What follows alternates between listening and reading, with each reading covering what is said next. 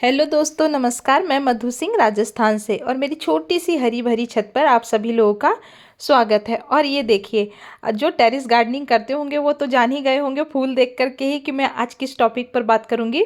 तो हाँ, ये है मेरा बैंगन का पौधा और पहले आप इसमें फ्रूटिंग देख लीजिए, क्योंकि इसमें फ्लावरिंग और फ्रूटिंग बिल्कुल सही समय से दोबारा होने लग गई है। तो ये जो मेरा पौधा है बैंगन का, ये मैंने लगा रखा है 12 बाई 12 के ग्रो बैग में। बहुत लोग ऐसे कहते हैं कि नहीं, छोटा ग्रो बैग रहेगा तो नहीं होगा।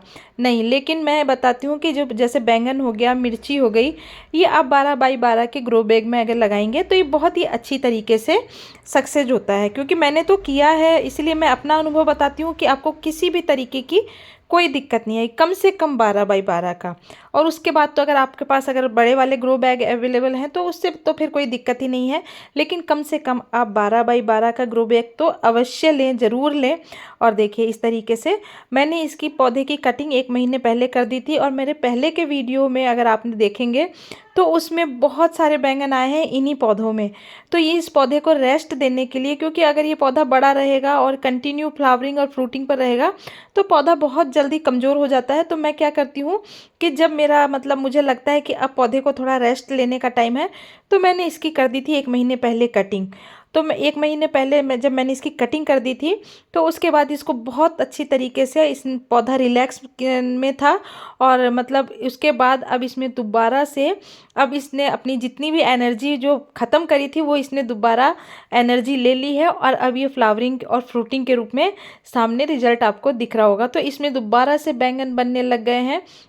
तो मैं आपको बताती हूँ कि जो बैंगन का पौधा है आप उसको कम से कम 1 साल तक रखें।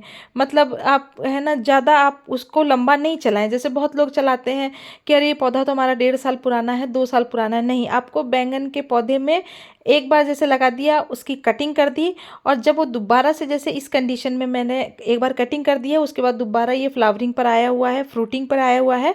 तो आपको दोबारा अब मैं इस बार इसकी फ्रूटिंग जो मुझे मिल जाएगी उसके बाद मैं इस पौधे को बिल्कुल हटा दूंगी। अब आप पूछेंगे क्यों, फ्रूटिंग से पर पौधा है, तीसरी बार भी आ सकता है। तो नहीं, उससे क्या होता है कि जो फलों का साइज होता है वो बहुत छोटा होता जाता है, और जो फल बनने लगते हैं वो उतने टेस्टफुल होते नहीं हैं।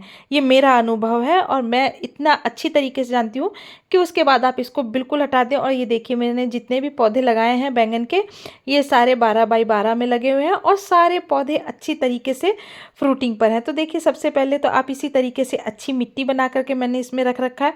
और आप देखेंगे कि इसमें मैंने कोई इसको बहुत ऊपर तक भी मिट्टी से नहीं भर रखा है। आपको यही करना है कि आप बिल्कुल ऊपर तक मिट्टी नहीं भरें, आप थोड़ी मिट्टी भरें, मतलब आधा ग्रो बैग भरें। उसके बाद जब आप खाद देती जाएंगी तो ये ऑटोमेटिक अपने आप भरता जाएगा। तो आज पौधा फ्लावरिंग पर है, फ्रूटिंग पर है। और थोड़े दिन पहले ही मैंने इसमें बोन मील और साथ में वर्मी कंपोस्ट और सरसों की खली डाल करके करीबन 15 दिन पहले मैंने इसमें डाला था।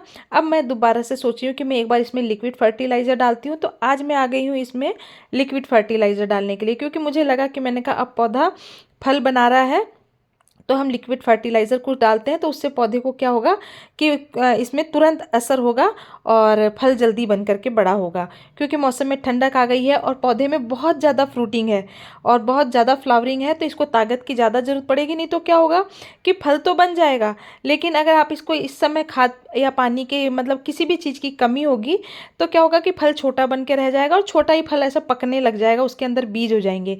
तो क्या होगा कि ताकत मिलेगी तो फल जल्दी से बड़ा होगा तो उसमें बीज नहीं बनेंगे। यही कुछ कुछ सिद्धांत होते हैं जो हमको बहुत ज़रूरी होते हैं फॉलो करना। तो आज मैं इसमें डालूंगी सरसों की खल। तो मैंने सरसों की खल ले ली है, उसको भिगो करके अच्छी तरीके से, और मैंने 5 लीटर पानी में मतलब आप ये देख रहे होंगे मेरे हाथ में ये मग्गा है, मैंने ये मग से 1 मग पानी लिया है सरसों की खल वाला लिक्विड फर्टिलाइज़र, और उसको 5 लीटर पानी में मिला करके 1 1 मग पानी मैंने सब में डाला है।